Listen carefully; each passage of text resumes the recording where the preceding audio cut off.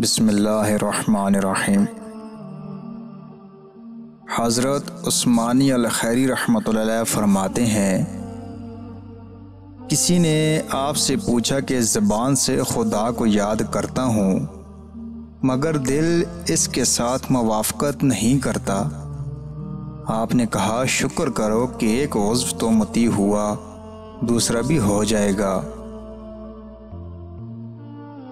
خوف سے محبت درست ہوتی ہے کہ دوست خفا نہ ہو جائے، اور ادب کی رعایت سے مستحکم ہوتی رہتی ہے۔ ادب سے پیش آنا دوستی کو مضبوط کرتا ہے۔ لوگوں کو برا سمجھنا اور حقیر جاننا ایسی بیماری ہے جو دعا قبول نہیں کرتی۔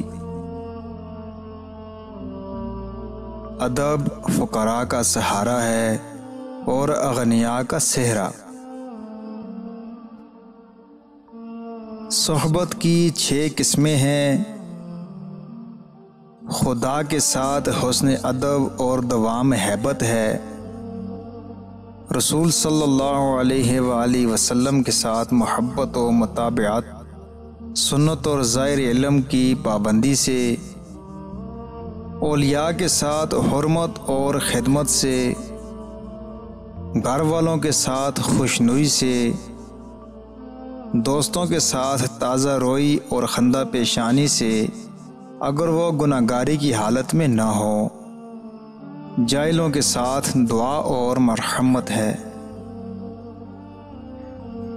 آپس کی دشمنی کی جڑ 3 چیزوں میں ہے: مال کا طمع، لوگوں کے درمیان پسندیدہ ہونے کا طمع، لوگوں سے عزت کا طمع۔ اخلاص خدا کے ساتھ کچی نیت رکھنا ہے اور اس کو یاد رکھتے ہوئے بھول جانا کہ میں لوگوں کے درمیان ہوں، یعنی احکام خداوندی صرف خدا کی خوشنودی کے لیے کرنا، لوگوں کے لیے نہیں۔ سعادت اور خوشبختی یہ ہے کہ مطیع ہو کر انسان ڈرتا رہے کہ مبادا خطا کار ہو کر مردود ہو جائے، اور شقاوت کی علامت یہ ہے کہ باوجود معصیت و نافرمانی کے امید رکھے کہ مقبول ہو کر اجر پائے گا۔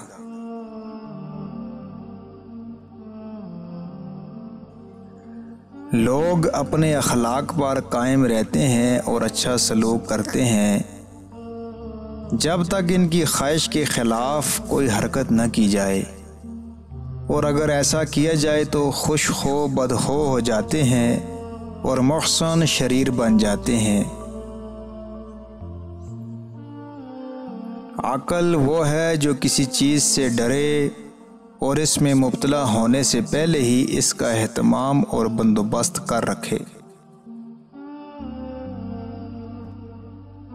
پوری محبت کی علامت یہ ہے کہ محبوب کے سوا دل میں اور کسی کا خیال نہ رہے، اور یہ جبھی ہو سکتا ہے جب دوستی میں لذت حاصل ہو، اور یہ لذت حاصل ہو نہیں سکتی جب تک انسان نے پہلی تنہائی اور صحبت سے بے پرواہی کا مزہ نہ چکھا ہو۔ اغنیاء کے ساتھ صحبت عزت و وقار سے کرنا تواضع ہے، اور فقراء کے ساتھ نرمی و عاجزی شریفانہ وضع ہے۔